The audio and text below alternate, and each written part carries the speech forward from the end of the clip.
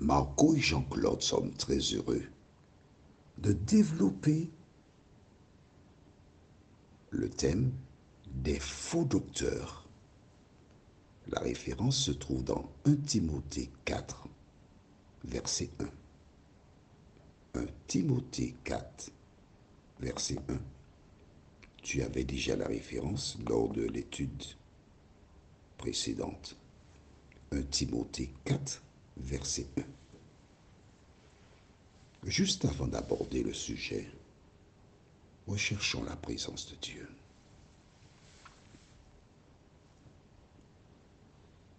Seigneur, l'heure est grave. L'heure est grave parce que l'ennemi a placé un grand nombre de communautés religieuses. Et celles et ceux qui cherchent la vérité sont la recherche d'une aiguille dans une botte de foin. Et c'est pour cela, Seigneur, c'est pour cela que tu nous as inspirés, afin que nous soyons en mesure de produire cette série, réussir sa vie avec Dieu. Seigneur, merci parce que, contrairement à une certaine communauté qui impose à ses adeptes de ne pas écouter ni lire rien qui viendrait de l'extérieur, ces gens sont enfermés. Et malheureusement, ils ne se posent pas les bonnes questions. Mais si nous sommes dans la vérité, nous n'avons rien à craindre dans l'enseignement des autres, puisque nous savons la vérité. Si seulement elles analysaient, réfléchissaient, se posaient les bonnes questions, elles réaliseraient qu'elles sont enfermées, alors que Dieu a donné la liberté aux hommes. Seigneur, si parmi nos auditeurs, il existe des braves qui ont pris le risque chez elles en cachette d'écouter l'audio, permet que ces personnes ne soient pas attachées à une communauté, mais à Jésus de Nazareth. Cet esprit, merci de répondre aux attentes de celles et ceux qui te cherchent de tout leur cœur. Nous t'avons prié au nom de Jésus pour ta gloire éternelle. Amen. Rappelle-toi, nous avons vu précédemment dans Acte 20, versets 28 à 30, ce que je lis.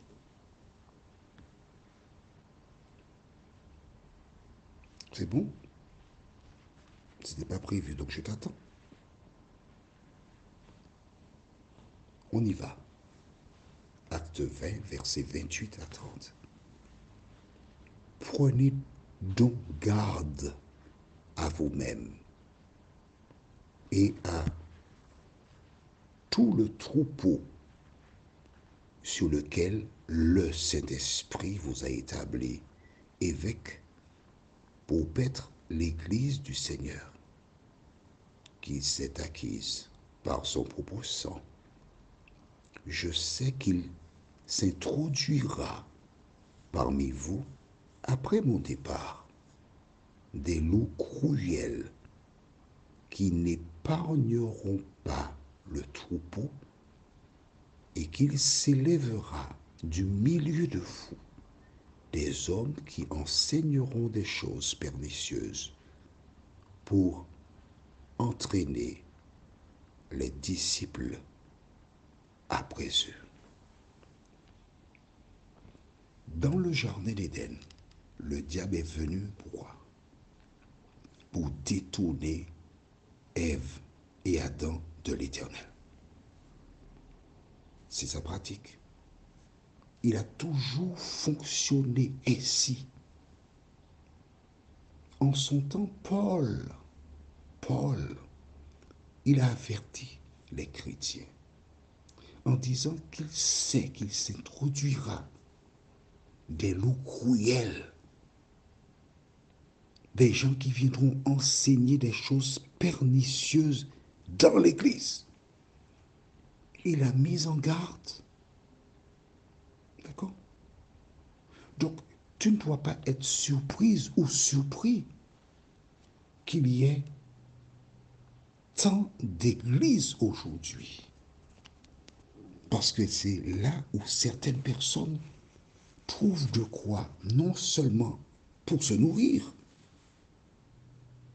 mais pour réaliser leurs fantasmes. Je ne vais pas nommer le lieu,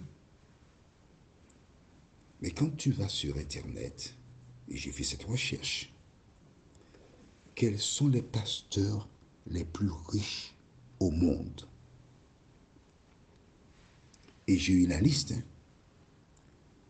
On expose les actifs, les richesses de ces pasteurs. Certains ont des jets privés, des maisons, des voitures, des millions. On va être sérieux. Est-ce que tu lis la Bible? Dis-moi. Je suis obligé de te poser la question. Est-ce que tu lis la Bible? Si tu lis la Bible, si tu étudies la Bible, si tu crois que la Bible est la parole de Dieu, que dit Jésus concernant les disciples? Que leur a-t-il dit? Tu ne sais pas? D'accord. Ok. Nous aborderons cela dans l'étude que nous ferons ultérieurement. Parce que je ne veux pas te dire des choses sans support. Je sais, oui, je connais. Tu sais que je connais. Mais je voudrais que tu lises en même temps que moi. Je te l'ai toujours dit. Pourquoi? Parce que ces Juifs, avec des sentiments plus nobles que ceux de Thessalonique, ils reçurent la parole avec beaucoup d'empressement et ils examinaient chaque jour les Écritures pour voir si ce qu'on leur disait était exact. C'est ce que dit la Bible et c'est ce que je cherche à pratiquer. Demain, si Dieu nous prête vie, pas demain, ultérieurement, nous verrons ce que Dieu demande aux disciples, ceux qui sont chargés d'apporter la parole. D'accord? Et puis tu comprendras. Ce sera facile, ne t'en fais pas. La référence du jour nous dit dans le livre de 1 Timothée 4, verset 1. Alors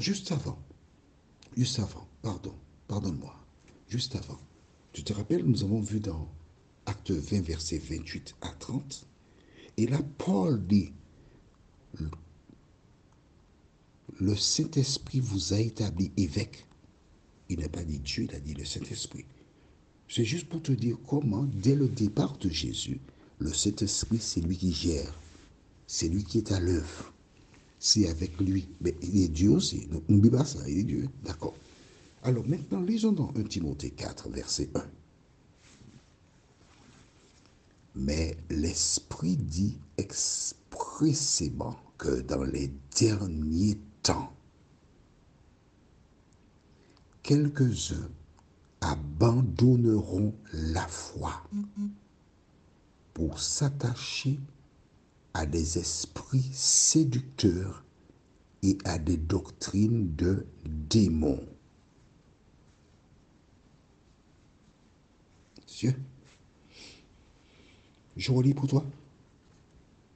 Je relis seulement, surtout pour les désobéissants qui n'ont pas leur Bible. Hein? Mais il y a des gens qui n'ont pas leur Bible et il y a d'autres qui ne peuvent pas avoir la Bible. Il y a d'autres aussi qui écoutent en conduisant le taxi. Mais comme je dis, il est important d'écouter ça au calme avant d'être en activité. Qu'importe. L'essentiel, c'est que tu retiennes. Alors, je relis pour toi, puisque tu n'as pas de Bible.